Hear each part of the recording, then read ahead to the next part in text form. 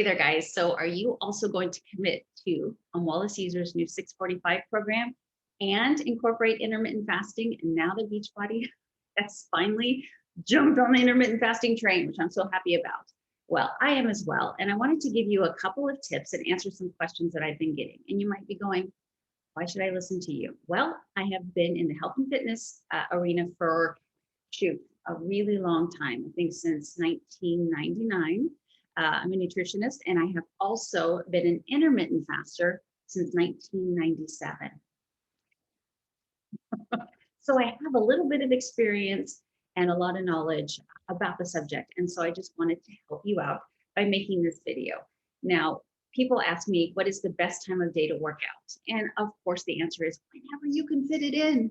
But if you have the freedom to be able to fit your workout in the morning or the evening, as opposed to just only being able to do it in the evening, I really want to encourage you to do it the first half of the day. When it comes to our natural circadian rhythm, exercise, increases cortisol and adrenaline and all of this energy. And so it's better that you do it the first half of the day, if you can, versus the evening. But if the evening is the only time that you can work out, guess what? It's still going to be incredibly beneficial for you. Now, what about eating? Should you eat before your workout? Should you eat immediately after your workout? Is it okay to wait a little while before you eat? I get this one a lot. And so I just want to let you know, it really depends on your goals. So if your main goal is fat loss, then I want to encourage you to definitely eat fasted, and then not to be in this huge hurry to eat right afterwards. We always have what they call that anabolic window. Haven't been a little bit debunked lately. What's really important is how much protein you get within a 24-hour period. So as long as you are getting all the nutrition that you need and all the protein that you need within that 24-hour period, you don't have to eat right afterwards in order to help your body repair and rebuild that muscle. Now, you have to remember as well that I'm speaking to about 80% of the population. 80% of the population is overweight or obese and has plenty of energy stores to use to help fuel the body. So if you are super lean or you're an endurance athlete, super lean, you might want to eat sooner because you don't have all the extra storage to help your body, just continue to move on. But if you have that extra storage, use it. Listen to me. How long does it take to add a pound of muscle onto the body? Quite a while. Versus how long does it take to add a pound of fat? Not very long. Your body stores fat easily for the sole purpose of using it for fuel later. Muscle, it doesn't put muscle on you to use for fuel. And as you can see, your body has a really hard time building muscle. So why would it go to the muscle before it goes to the fat stores in order to fuel you for the day?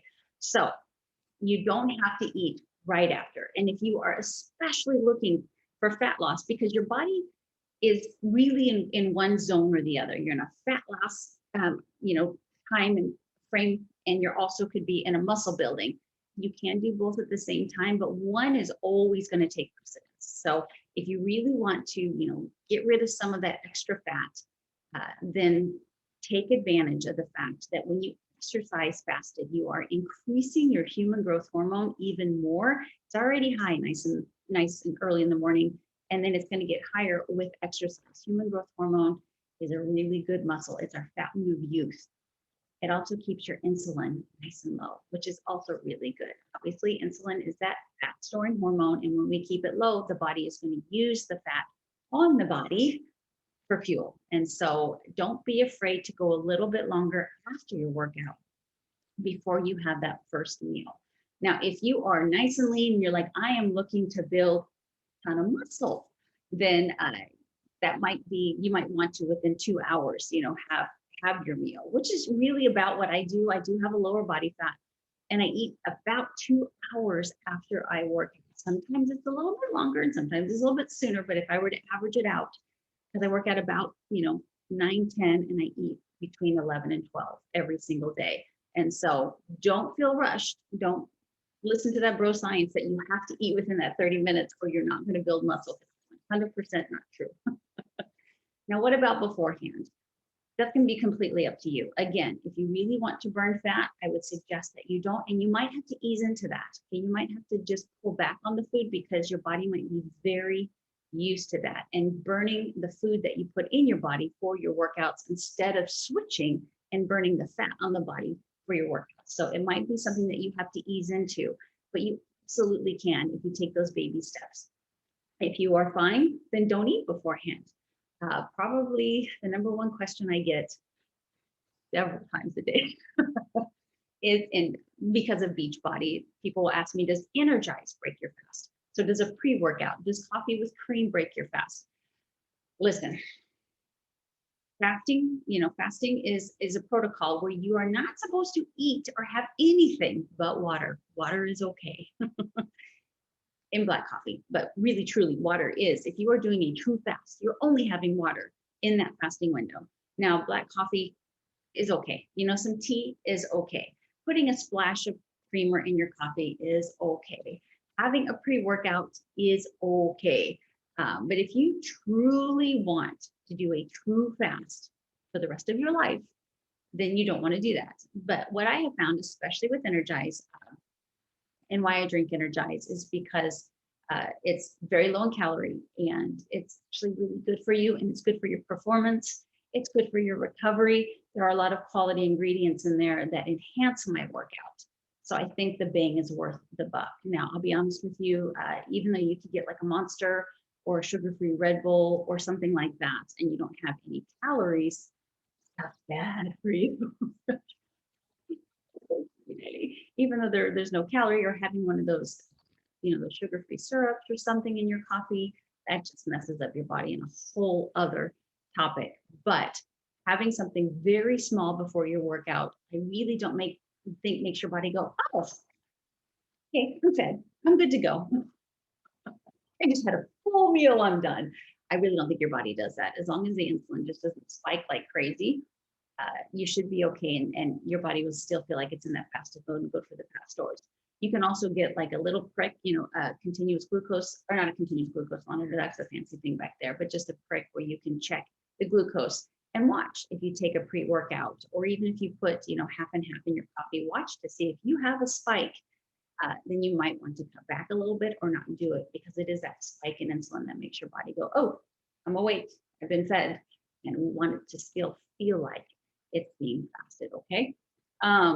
The one last thing that I wanted to share with you, which I will put in the comment section below, and this is from PubMed, is a lot of people are worried about fasting and not being able to build muscle. And with 645, that's going to be a great program for fat loss and muscle building, conditioning, everything. I'm really excited for this program. But let me read what it says, and I think it'll help set your mind at ease about fasting and still, building the body of your dreams. So regular fasted training is a useful strategy to stimulate physiological adaptations in muscle that may eventually, contribute to improved endurance, exercise performance. So there, obviously fasting has been around for, but it's really gotten into the headlines, both good and bad. And I do want to say that I think the reason it gets the bad rap is because a lot of people just wrap their brain around the fact that it's just for weight loss. A wonderful side effect of it. There's so much science on how good it is for the brain and how good it is for promoting insulin sensitivity, which is so important right now because a lot of our autoimmune disorders have to do with our unhealthy levels of insulin that we have. So to lower those levels and make our body sensitive to that hormone again is so dang important. So some people shy away because they're like, well, I can eat 6 meals a day from sun up to sundown and I can still maintain my weight. It goes so much farther than just weight loss. So yeah, you could just be in a calorie deficit. You could eat those small meals a day, which keep in mind, there's zero evidence that smaller meals a day are better than 3 large meals a day. Zero. So whatever works for you is what you need to do. But you'll have people that say, I can eat all hours of the day and still stay thin. But science shows that by not doing that and by shortening that window just a little bit, so good up here, and so good for everything down here. I won't make this a 5-hour video by telling you all the things that fasting can do for you. And like I mentioned before in my Instagram, people take things to the extreme. Don't think there's anything wrong with doing an extended fast, which could even be just 24 hours every once in a while.